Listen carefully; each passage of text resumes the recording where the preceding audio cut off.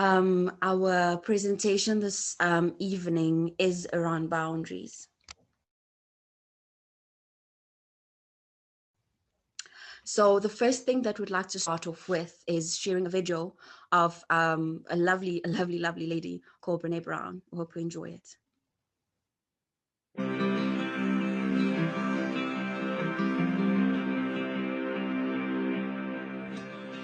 One of the most shocking findings of my work was the idea that the most compassionate people I have interviewed over the last 13 years were also the absolutely most boundaried. Most boundary. So I'll give you a great definition of the definition of boundary that I use in the book. Boundary is simply what's okay and what's not okay. Sorry.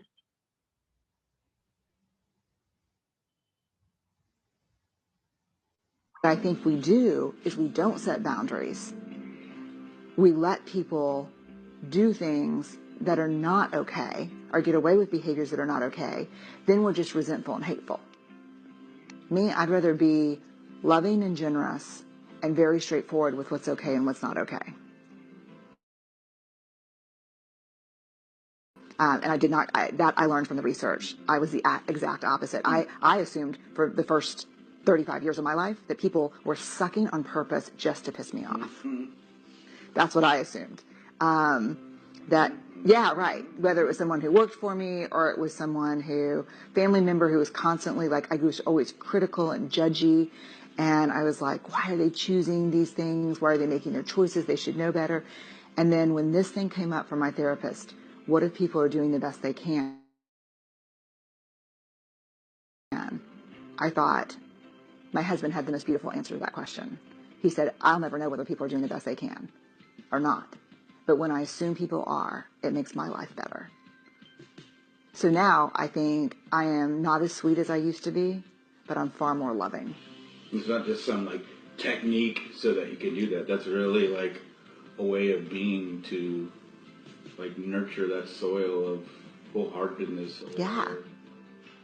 Generosity, to assume the best about people, is almost an inherently selfish act, because the life you change first is your own. Yeah. And so my question is big, B-I-G. What boundaries need to be in place for me to stay in my integrity and make the most generous assumptions about you? But generosity can't exist without boundaries. And we are not comfortable setting boundaries because we care more about what people will think, and we don't want to disappoint anyone. We want everyone to like us. And boundaries are not easy. But I think they're the key to self-love, and I think they're the key to treating others with loving kindness. Sustaining. Nothing is sustainable without boundaries. I think compassion and empathy are different things. And again, I'm relying on my data for this. I think compassion is a deeply held belief that we're inextricably connected to each other by something rooted in love and goodness. I call that God. Not everybody calls that God. My dad would call it fishing. Fishing? Is it fishing? No, there's no G in fishing. But I think compassion is a deeply held belief. I think empathy is the skill set to bring compassion alive. So empathy is something we can teach. I mean, it's something we've taught our kids since they were very little. It's about how to communicate that deep love for people in a way so that people don't know they're not alone. I think there's a lot of new interesting information out there about empathy not being a good thing, about that, there's an argument that says, if Travis is in struggle and I practice empathy with you, I'm taking on your darkness, and it leads to burnout but empathy is not feeling for somebody. It's feeling with them. It's touching a place in me that knows where you've been, so I can look at you and say, me too, brother. You're not alone in this. And I find empathy to be infinite. I think it gives back tenfold what you put out. It's sustaining. Like if It's you if sustaining. you've done the work and you have your boundaries, I mean, you could tread that water forever and never get tired. Okay, so empathy. I'm quoting Travis here. Empathy. If you've done your work and set your boundaries, you can tread that water forever. Yeah. Amen. It's not finite, and it keeps giving back to us. And so this idea that, but here we go back to where we started this conversation. Empathy minus boundaries is not empathy. Compassion minus boundaries is not genuine. Vulnerability without boundaries is not vulnerability. So you see that there's a huge riff here, which is boundaries are freaking important. Right. And they're not fake walls. They're not separation. Boundaries are not division. They're respect. Here's what's okay for me and here's what's not.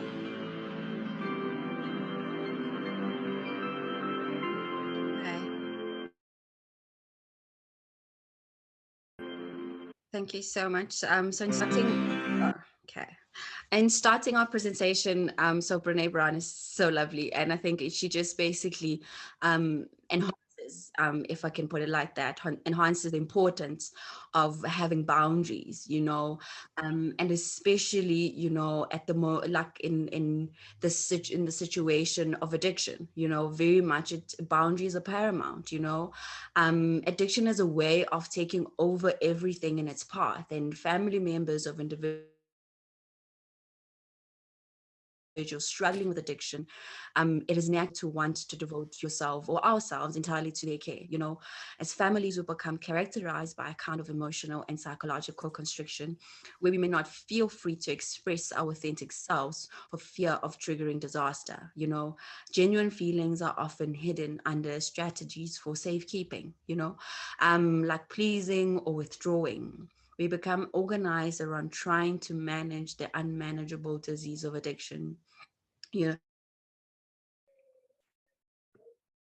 And becoming remarkably inventive, trying everything we can come up with to contain the problem and keep the family from blowing up, or even the addict from hurting themselves and hurting others. The alarm bells in the system are constantly on alarm, causing everyone to feel hypervigilant, ready to run for emotional or physical shelter, or to react any defenses at the first sight of trouble. So when our loved ones are addicted to drugs and alcohol, it is very difficult not to get stuck. There's a sense of a constant state of emergency, and we feel obliged to help them through even when we are unable, even when we enable their destructive behaviors, because we're scared that maybe they might be hurting themselves or they might be hurting someone else, and therefore we're always coming to their rescue, and we're always needing to sort of let go of what we are doing or stop whatever we are doing so that we enable their behavior or their destructive behavior, so that they don't hurt anyone or so that they don't hurt themselves. In some ways, we feel responsible for them. And through us enabling them, we rescue them from the consequences of their actions and or addiction. In this way, we struggle to see when we're helping and when we are actually hurting. And I think in the sentence, it's very important, because when we think we're helping by enabling our addicted loved one, in more cases than not, we are actually hurting them, and we are basically helping them kill themselves, if I can put it like that. And as hard as this might be to digest, help our loved ones continue in their self-destructive ways, Indra, keep from and then Leicester.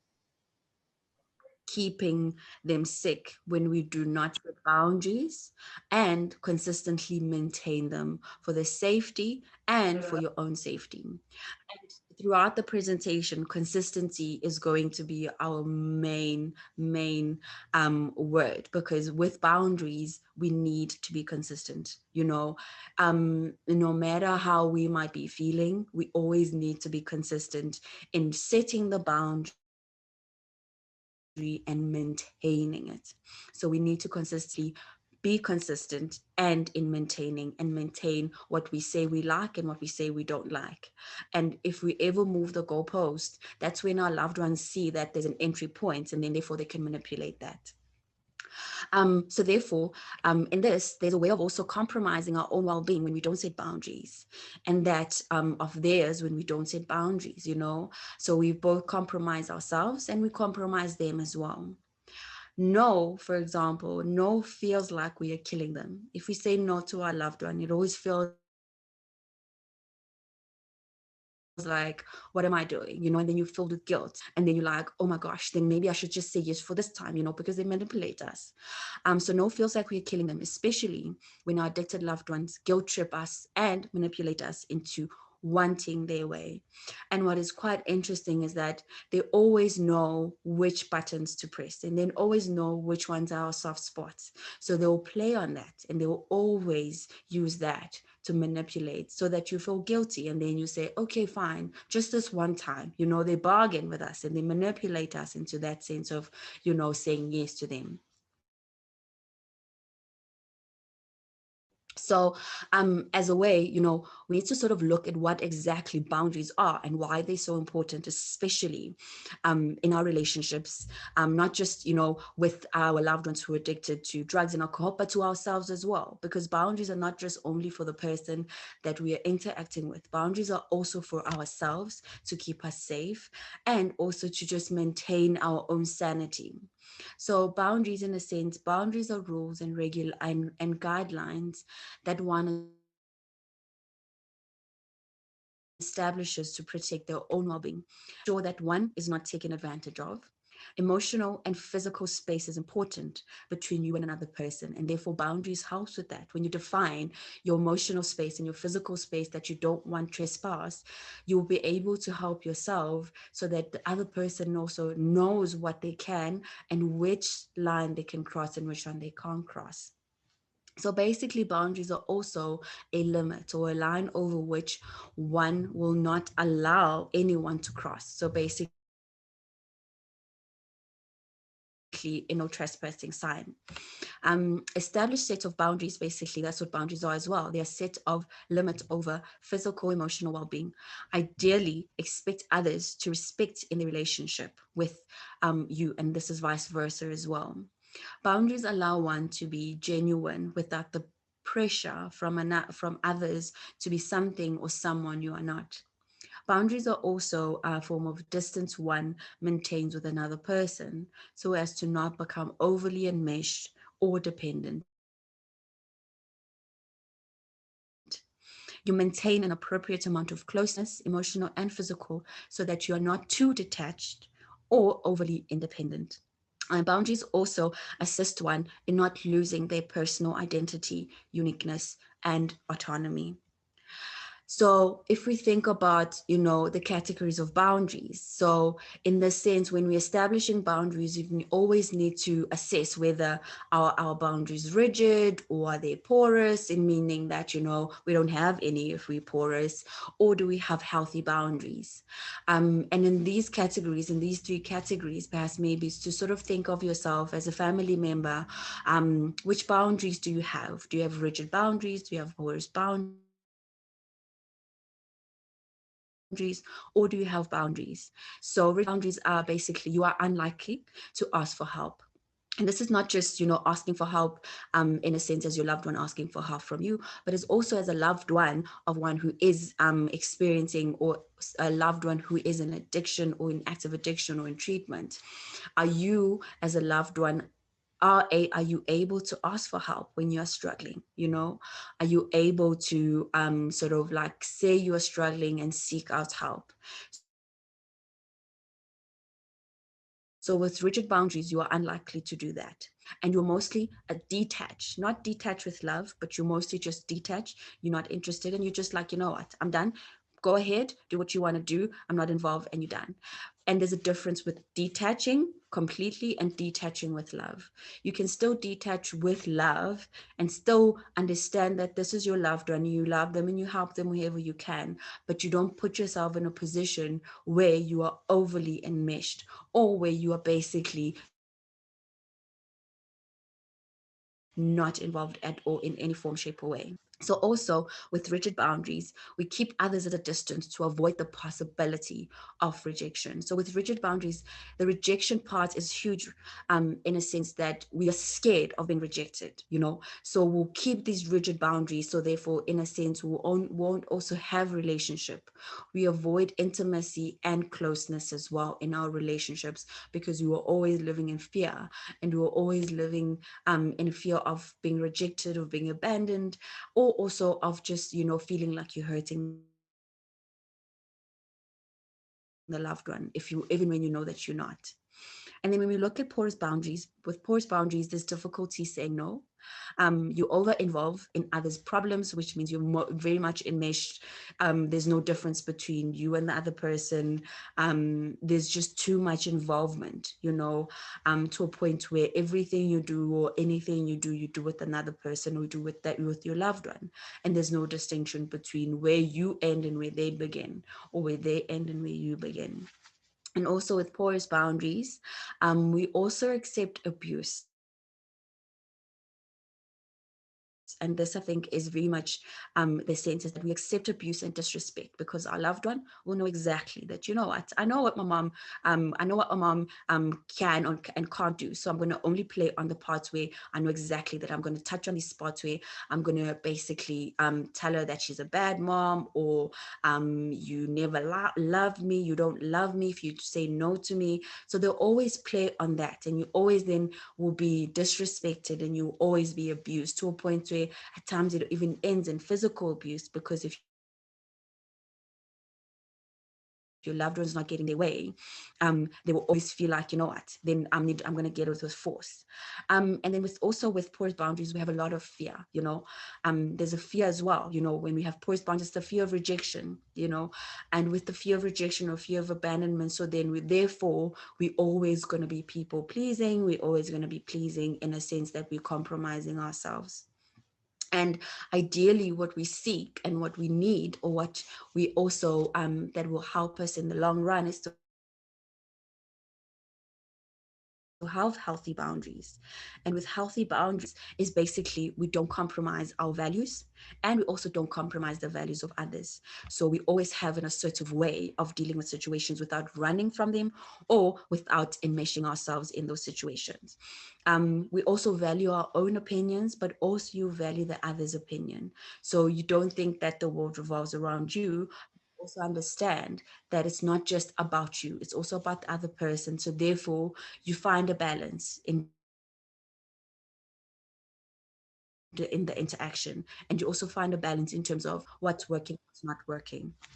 And then the other thing around healthy boundaries is accepting when others say no to you, and also are willing to say no to another person or to a loved one.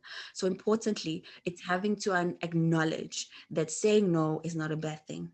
And saying no or an accepting no is also not a bad thing, is not a bad thing, sorry. And that we understand that we know our personal wants and needs, and therefore we are willing to engage with those without having to sort of compromise what we need and what we like and what we don't like.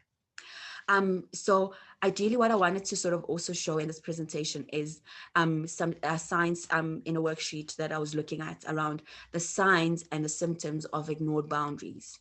So in these signs and symptoms of the ignored boundaries, we look at, over enmeshment, so the symptom require, basically with the symptom, everyone follows the rule that everyone must do everything together, and that everyone is to think, feel, and act in the same way. No one is allowed to deviate from the family or group norms. Everyone looks homogenous, unique. Uniqueness, autonomy, and idiosyncrasy behavior, in this idiosyncratic behavior are viewed as deviating from the norm. So basically, they feel like with ignored boundaries, you look at yourself and you see, like, I don't have any form of uniqueness. I'm not autonomous. I'm not, independent. It's just a sense of, it's me and you together, everything together. There's no distinction between us. And therefore, between you and another person. And I think in terms of families, it's also getting too involved, to a point where you're making plans for your loved one and what they need to do, how they need to do it, where they need to do it, with whom, and you're just overly involved in their process, and we see it a lot as well, in the process of coming into treatment or even leaving treatment, feeling like you need to sort of be aware who the sponsor is and being part of the meetings with them, which is nice, but over enmeshment also leads to a point where your loved one might feel, and you might feel like you need to police them around, So as family members, you need to sort of have a balance in terms of how do you help them and how do you not enable their behavior, and how do you not police them around to a point where you are basically sacrificing your own life for their life. And then there's also dissociation as well. And this symptom involves blanking out during a stressful emotional event, being violated, and you tell yourself something like, it doesn't matter, you ignore it and it will always go away soon enough. So in this sense, you never actually get to say no. You never get to fight for yourself. You never get to distance yourself. You always think that, I'm just gonna let it die down. Let me ignore them and let me just give them what they want. The struggle's not gonna be that bad. And also you just, it will always be worse for you, if I can put it like that. It will always be worse for you if you do use the dissociation as well.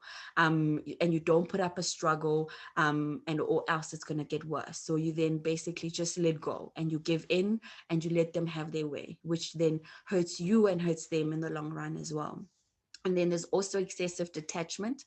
This symptom basically occurs when neither you nor anyone else in the group or family is able to establish any fusion of emotion or affiliation of feelings. Everyone is totally independent from everyone else, and there doesn't seem to be anything to hold you and them together in a healthy union. You and everyone else, or basically you seem there's a lack of common purpose, goal, identity, and rationale for existing together. There also is a way of basically lacking desire from you and the other members to draw together, basically to be drawn together. And in a sense also there's also fear of loss of personal identity. So with excessive detachment, like we mentioned before, you completely detach yourself. They're them, you are you, but there's no forming of any healthy relationship. There's no constructive feedback. There's no constructive communication. There's actually no communication at all. You see them as another person, so therefore there is no form of attachment. Victimhood, or basically being a martyr, is basically another symptom of ignored boundaries. So you identify yourself as a violated victim and become overly defensive to one off any further violation. Or it can be that once you accept your victimization, you continue to be knowingly victimized. So in that sense, you just allow the victimization to happen. And in this sense, you also just take it with a pinch of salt, which doesn't help because it compromises your own sanity. It compromises your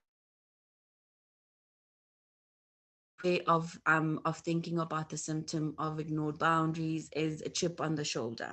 So this symptom is reflected in your interaction with the other because of your anger over past violations of your emotional or physical space, the real or perceived ignoring of your rights by others. You have a chip on your shoulder that declares, I dare you to come too close, So you have the sense of arrogance. Therefore, also, it can also come across as anger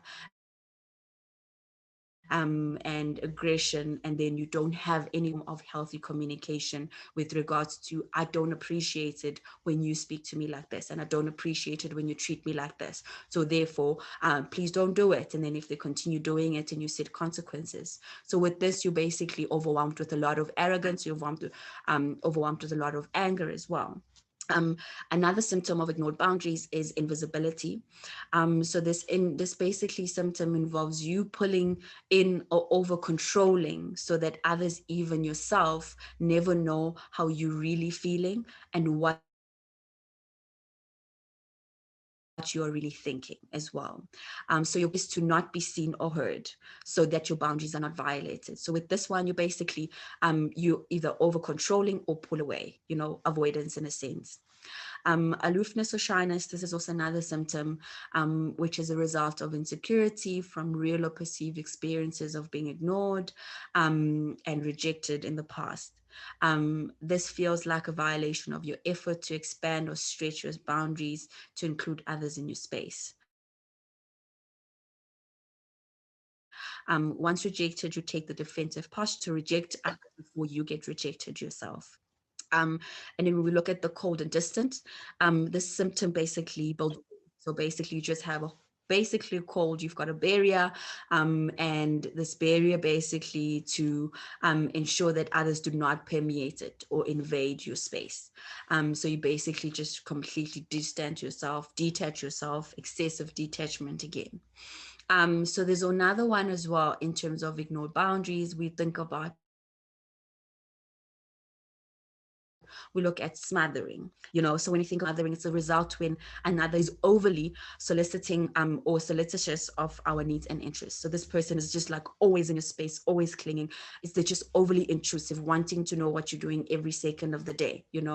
And as sort of like families of loved ones as well, being overly involved, to a point where you want to know every move they make, that can also feel smothering as well. And you're also smothering yourself in the long run because you are not giving yourself room to breathe. You're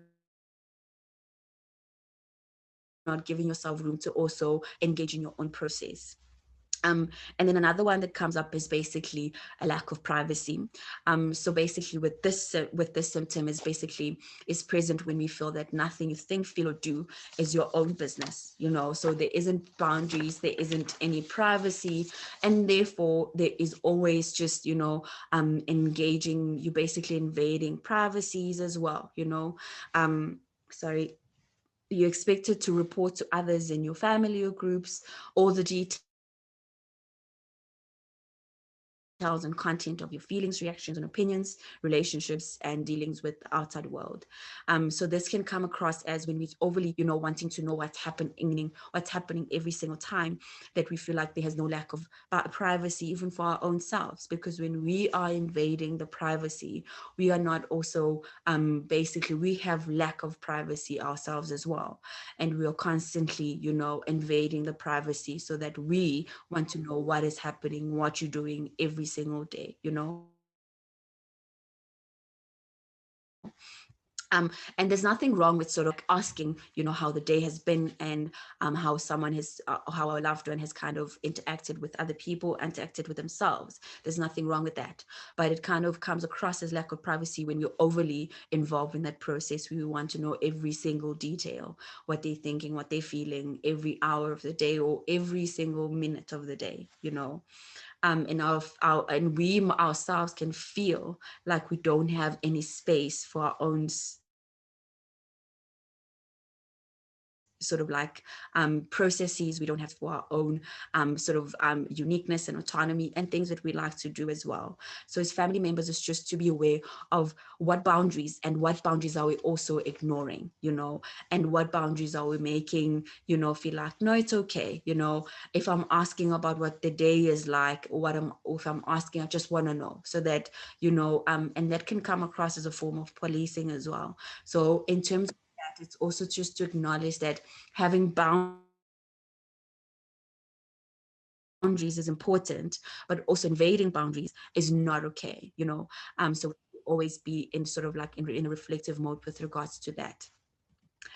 So basically, when we think about the basic principles of healthy boundaries, so basically, healthy boundaries are around self-care and self-respect. They're around communicating your needs in a relationship, in an assertive and non-judgmental and non-critical way. Making time and space for positive interaction, interactions. Good and decent people set boundaries. Generous people set boundaries. Just because you say no doesn't mean you are less loving. It doesn't mean that you're less generous. It doesn't mean that you are sort of like just unloving completely. So our boundaries as well allow others to grow, and they also allow us to grow. Boundaries allow you to foster behavior that you want and protect yourself from unwanted and healthy behaviors as well. It allows one it allows one to be more effective as well. Consistency, like I said in the beginning, is very much important when you're thinking about setting boundaries. So as family members, we need to really think about what kind of boundaries do you need to set with your loved ones? What kind of boundaries do you need to set with yourself? So that no one invades your space, so that no one disrespects you, so that no one, comes and basically just tears down your wall or tears down, your boundary. You need to be aware of what boundaries do you have, what boundaries do you and all in all as well, communication is important when setting healthy boundaries. So we always need to be communicating with either ourselves. We think about, when we reflect on the day, what did I do today? How was I loving to myself? How was I disrespectful to myself? And you think about, okay, if I was disrespectful to myself, what happened? Was I able to set appropriate boundaries, or did I let someone just walk all over me? Did I let my arrogance or my anger get the better of me? So it's just to always be in communication with yourself and think about how can you do better next time, and how can you sort of set boundaries and also be consistent with that. um, and then as well, when you think about how to set boundaries, so when you think about setting boundaries, we always need to define. So we need to define. So you need to identify the desired boundary, or the undesired behavior or undesirable behavior that you've been coming across. So you need to define it, look at it, and sort of think about it as well. And then once you have that, in your mind, you need to think about how do you then communicate it. So communication is going to be important. You need to say what you need, and first and foremost, you need to be aware of what you need yourself. And also when you communicate, so you know exactly what you're communicating and how you're communicating it. And when we communicate, we always need to be assertive in our communication. And another thing is just to stay simple as well. So when we are looking at what boundaries we need to set, we need to stay simple. So we don't need to over explain. So if we're setting a boundary, for example, with a loved one who is using in your house, or is constantly not listening, and not attending meetings or anything like that, you need to, as a loved one, to say, you using in my house, that's unacceptable. I'm not going to tolerate that. So if you use again, I'm going to put you out. And that's it. So you basically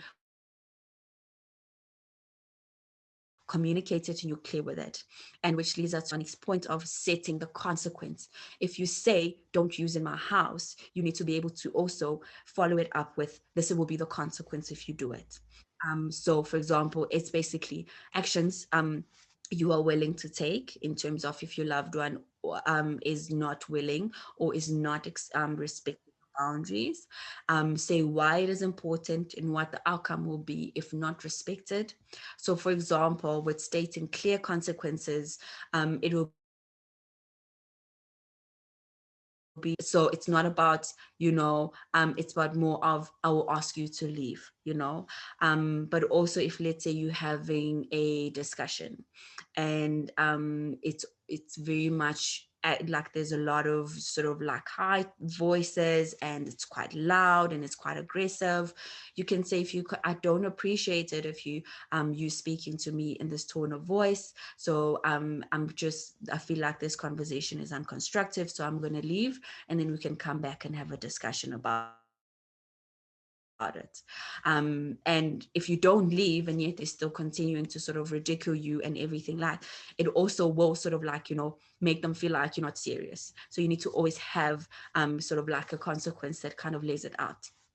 For example, if you continue to ignore solutions or suggestions, I will assume that you're not interested in receiving help from me, so I will stop. So you need to be always be clear. And I think importantly as well, always be clear with yourself. What is it that you want? What is it that you like? And what is it that you're willing to tolerate? And what is it that you're not willing to tolerate as well? And then when we think about it as well, so I thought just including the steps to establishing healthy boundaries as well. So with step one, for example, so you need to identify symptoms of your boundaries. So basically behavior that is undesirable. And symptoms of your boundaries currently being or having been violated and ignored. So you need to identify them. And then step two is identify the irrational and unhealthy thinking and belief by which you allow your boundaries to be ignored and violated as well. Identifying new moral, a more rational, healthy thinking and belief which encourage you to change your behavior so that you build healthy boundaries between you and others. So as a family members, it's really much important to think about what is it that I need to communicate and how do I need to communicate it, and what is my belief system around that, and am I willing to compromise it or am I not willing to do that? How can you find a balance with that as well? And then with step four, it's identifying new behaviors you need to add to your healthy boundary building behaviors in order to sustain the healthy boundaries between yourself and others. And step five is basically implementing the healthy boundary building belief and behaviors in your life so that your space, privacy, and rights are no longer ignored or violated. So these steps are just to help you to identify exactly what the boundaries that have been created around them, and what belief systems you need to adapt to, and also how do you need to add them into your new sort of life, and also then implementing them.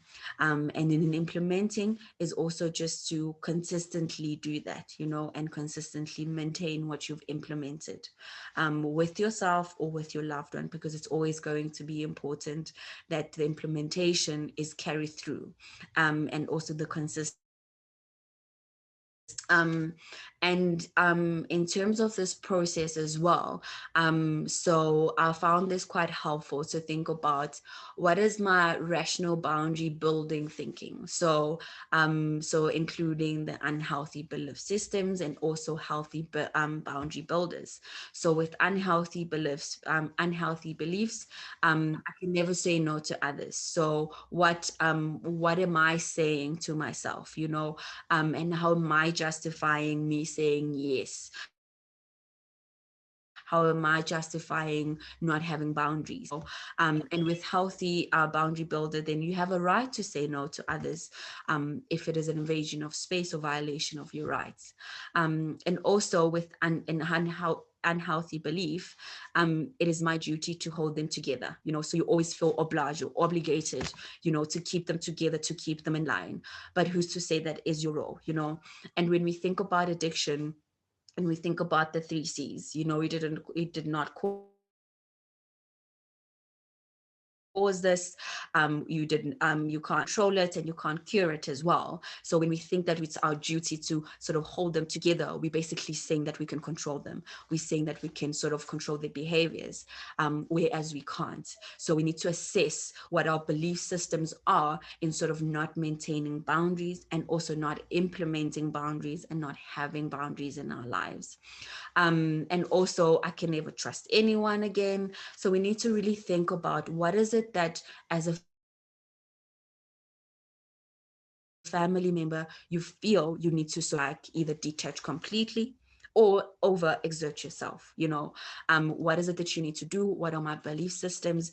Are they healthy or are they unhealthy? Do they help my boundary building, or do they help my boundary builder, for example?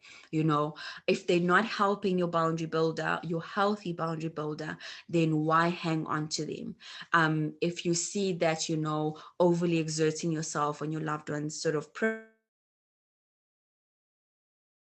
or overly exerting yourself on your loved one's process and thinking you can control them. Why you do it? So you need to sort of think about it and communicate with yourself, and sort of think about what is it exactly that you need to be aware of as a loved one as well. What is it that you need to be aware of, and how do you need to sort of take a step back and also protect yourself, and therefore think about the rationality around it and the unrationality as well, and whether it's realistic and also if it's unrealistic. And in a sense as well, as we are about to end. So this was a nice video, and it's basically a video of I found it online. It was of a patient who is currently in recovery. So it's a state video, but it was around, how his mother helped him by setting boundaries, and that if his mother never set boundaries, or his loved one never set boundaries, he would never had gotten clean, and he had never gotten sort of like into a space where he needed to take accountability and responsibility for his life, without expecting, for a handout, in a sense, or expecting the loved one to always come to their rescue. If you have a loved one who's struggling, we had what we like of my disease. I was now Sorry. October of 2011. I had been living on the streets now for about 2.5 years, because of the progression of my disease. I was sleeping behind a party supply store. I was living under bridges, communicating with my family here and there. And we had what we like to call a cold spell here on the West Coast. In Long Beach, it got down to, I think, 35, 40 degrees, something like that. And I had woken up unable to move my feet because it had gotten so cold, my feet had actually frozen. And it terrified me, it freaked me out. Here I was sleeping on the street. And I managed to get my feet moving, got my feet underneath me, and I went by the local coffee shop and saw a periodical from Big Five Sporting Goods. It's a sporting goods store that's out here. And in the coupon section was this coupon for a sleeping bag, $19.99. And I thought, okay, here we go. I'll call Mom. Tell Mom this is what I need. And I got some change together, and I called Mom from a payphone, and she answered, and she'd always answer with this tone, like, because she didn't know what's going on, am I in jail? Am I this? Am I that? What's going on? And I was like, hi, Mom. She's like, hi, what's up? How are you? And I said, I'm great. I go, listen, it's been getting cold out. When I wake up in the morning, I can't feel my feet. I have a coupon for a sleeping bag. It's only $20. Can we meet so you can take me to get this sleeping bag? And there was a pause, and I thought maybe she didn't hear me or understand what I was asking for. I go, Mom, it's just for a sleeping bag. And she goes, I heard you. And I said, it's only $20. I have a coupon. Can we meet so you can get it for me? And my mom said no. And I immediately resorted to, why not? I need the sleeping bag. I had an immediate reaction to it. I started screaming at her, yelling at her, what kind of mother are you? How could you leave your child out on the street? And granted, I was 31 at the time, but I called her every name in the book. I said things to her that I'm not proud of. I begged and pleaded and kicked and screamed and called, and she just said no and hung up the phone. She wouldn't do it. I struggled to the best of my ability to keep existing out on the street for the next 60 days. The temperatures continued to drop. It was harder for me to steal food.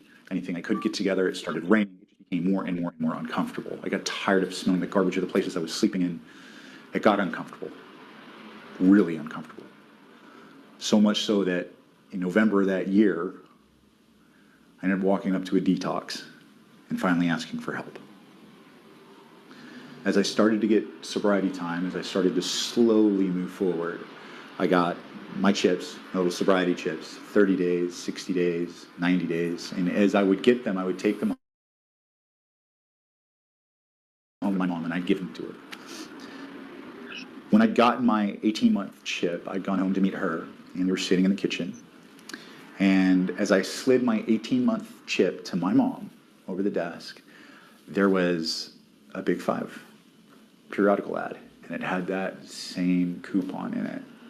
And I kind of laughed as I scooched the coin over to my mom. I go, Mom, why didn't you ever buy me that sleeping bag? It was only $20, so it was a big deal. And my mother looked at me with tears in her eyes and said, I did not want you comfortable for a single instant in the situation you had created for yourself. She took away some comfort. She took away the comfortability of sleeping on the street. She took away the idea from me that was acceptable for her son to be sleeping on the street. It changed my life. It led me to walk in and get some help. So it's important to know how close my mom and I really are. I was her firstborn. I was her baby boy. She took me everywhere. We traveled everywhere. We did everything together. As we went through and things happened and there was a divorce and there was a lot of struggle that went on, and my brother and sister didn't really remember what happened. I did. I remembered things like that. I remembered things like the struggles we were going through, being very broke and having to struggle through those things with my mom. And we bonded through those. Like we were very much attached. I was her entire world. She adored me. At the time, I was working at Starbucks as a manager. I had just completed the academy at Long Beach Search and Rescue, which was very difficult for one to get into. I got in, I passed, I made it. I graduated the academy, I was volunteering. I was super excited. I was on fire for life. I wanted to become a Long Beach firefighter. I was making her very, very proud. I was doing all the right things. I had just bought a new truck at the time. Life was thriving. I had a beautiful girlfriend. Like all the pieces were there. Like it worked. It was amazing. And right about that time, I had gotten an injury at work that led to a prescription for pain pills. And I started dabbling in pain pills a little bit. Pain pills led to other things. I started doing drugs. And slowly over the next couple of years, things started to shift. And the longer it went on, the more rapid and severe the shift was. So at first it was different struggles. I can't make the truck payment. She's helping there. Mom, I need food. If I could just get to the doctor. All these little minuscule things that I was asking my mom for help for. And of course she's willing to do that because I was doing so well, right? It must just take a little bit of work to get me back on track. But as time went on, it was obvious that something else very severe was going on. And as I continued on this path, I started stealing, lying. I'm going in and out of jail for strange things. She really started to see what was going on. And I was desperately trying to stay afloat and loaded and trying to feed off anybody and anything that would give me what I needed to stay sick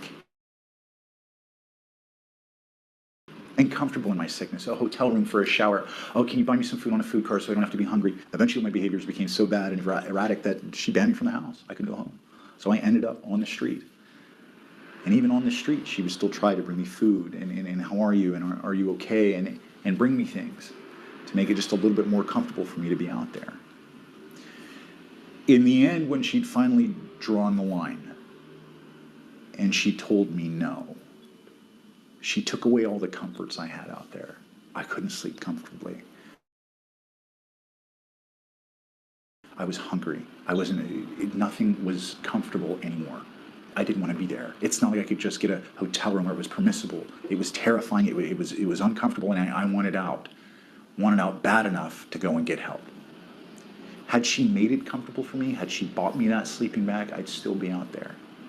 I'd still be out there. My feet wouldn't have been that cold the next day.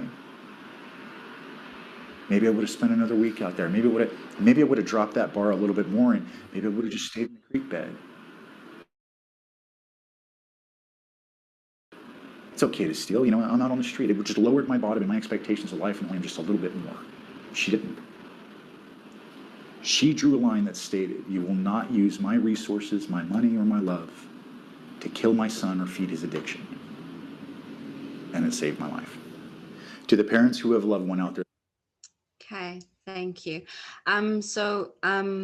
In terms of this video in particular, and I think what's quite nice about it is it speaks to how how a mother had to say no, to his son, to his son, the son that they used to do everything together, they were basically always together everywhere, wherever they went. And for her to sort of say no to him sort of helped him in the process, because I think it becomes really hard to say no to our loved one, when we can see that they're struggling, when we can see that they are in need. But also what we don't end up seeing is that how we enable them to continue the behaviors that they actually are exhibiting, and every single time we choose to say yes to them when their behavior has been appalling, has been disrespectful, we basically teaching them that it's okay. It's okay for you to disrespect me. It's okay for you to sort of call me every name in the book. It's okay for you to ridicule me, and it's okay for you to belittle me as much as you can, because I'll always come to your rescue, and I'll always rescue you from your own sort of chaos and drama. And you can always count on me, even when that is an enabling behavior, even when that is compromising you, even when it is also killing your loved one. So in terms of just showing this video, it was just so when I sort of like saw it, it just it clicked that we sometimes want to rescue our loved ones, and we feel bad for not helping them. We feel bad for overly exerting ourselves. We feel bad for not overly exerting ourselves, my apologies. But we also forget that, or we sort of turn a blind eye, not that we forget, we turn a blind eye that in our enabling behaviors and us not setting boundaries and us not saying no, we are actually helping them get closer to their grave. We are helping them continue their behaviors because they know exactly that no, mom is going to come to my rescue, or dad's going to come to my rescue, or my wife, or my husband, or my children. It sets a tone in the relationship. That's when that tone is continued and is consistent. Our loved ones then think, I can manipulate them as much as they want, as much as I want, they will never leave me. So they get that arrogance as well. So I think as loved ones, it's very much important to always be aware of, are we enabling or are we helping? And if we think we are enabling, we need to always assess, how are we enabling? Do I have boundaries in place? Do I have boundaries in place for myself? Not just for your loved one, but for yourself, because boundaries start with self.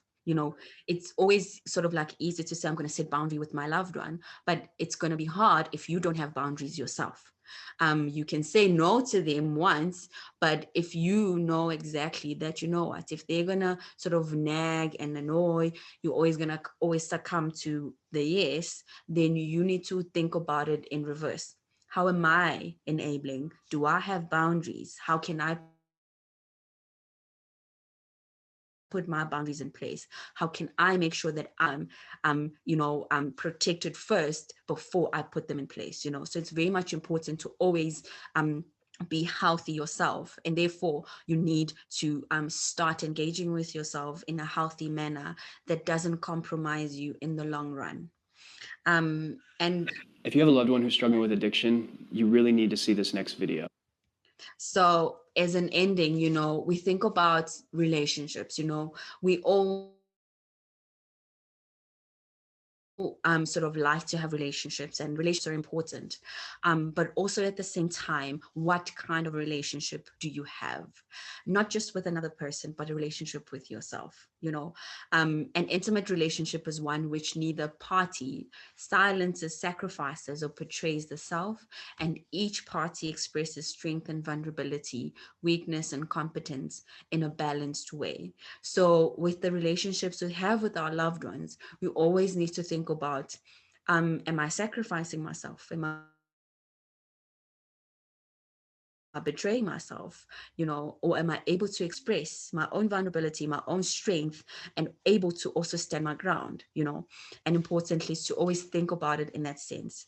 So thank you so much for allowing me the time to sort of do this presentation this evening.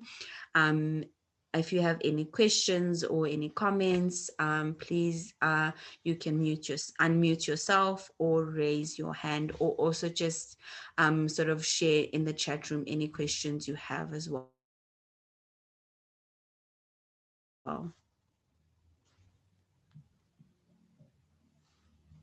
Okay, thank you, Tando, for a lovely presentation. Yeah, so just as Tando said, if you have any questions or comments on the presentation or anything you'd like to share, all you have to do is just raise your hand and unmute yourself. In terms of boundaries, I think that's where sort of the steps kind of come into place, the 5 steps, and sort of identify exactly what boundaries are being violated, or how you're being disrespected. And if there's a continuation after you've communicated, you need to be able to say, listen, if you continue doing this, then this will be the consequence. So for example, if your son, hypothetically speaking, uses in the house, starts using, you need to set a boundary as to, listen, yeah, this is the road that we've been in before. If you do this, this is the consequence, So it's always nice to always have a consequence in mind for yourself, so that you are able to sort of communicate it, so that the person you're communicating to is well aware of what the consequence is if a boundary is broken. So it's always important to think about, what is exactly happening for yourself as well. So in communicating, like we said before, is that communication is important. So you always need to communicate, find out where they are at, find out what is happening for them, what you are going through, how they are impacting you, and therefore you being able to communicate effectively, so that you will know exactly what you're going to be doing at that moment. So if you don't know what the sort of what they're doing, obviously it is going to feel quite hard for you to put a consequence in place. So therefore it's important to always know details, but not to a point where you are every single day now wanting to find out, because that's a form of, being overly enmeshed in a process, but it's always to sort of know that, what, this is my boundary. And if you're struggling, please communicate with me. But if you are not going to communicate with me, I'm not going to be able to know how I can help you, so therefore, I'm always going to have, I won't have all the details. So they also need to come to the party. So it's not always on you. It's not always on you. It's also on the person that you are interacting with. Okay. I don't know if that kind of feels a bit clearer. Yeah, sort of meeting them halfway a bit more in terms of information. Because you can't always go all the way for them. They also need to come. If they're not meeting you halfway, that's not your responsibility. I think once we know what they are and we've established them for ourselves, that will help. Norma, what you're going through, I think it'll become a little bit clearer. There's times when we have to put rules in place, and then there's times, particularly in recovery, where our boundaries are very important, but so are theirs. And if we're trying to control them, we might be stepping over their boundaries. So it's a very complicated and lengthy recovery process. But it was such a good presentation tonight, Tando. Thank you. Yeah. Because I think it gives us so much more clarity and insight. Yeah. Thank you so much, Sheo. And I think, like, when we think about it, like, just to add on, and I think what Sheo is saying is very much precise, because we need to identify the boundaries that are being violated, and therefore, if we've got rules in place, rules are rules, but boundaries are boundaries. So therefore, you need to identify them first, and perhaps maybe use the steps that I've sort of mentioned in the presentation of identifying the sort of like the violated boundary, and then the irrational belief system around it, and then replace it with the new one. So you need to do that for yourself. Sort of you know exactly how the process is for you, not for them. So if it's a rule, it's a rule, but if it's a boundary, it's more of what you've been seeing that's been happening, and you need to sort of nip it in the bud before it kind of continues. And I think, it's very it is hard, it's hard to also maintain the boundaries, because also like what Cheryl and Dr. Tia are saying is that we it's another human being, and you'll always have a soft spot, and that can also creep up, for like in your behavior and how you interact with them.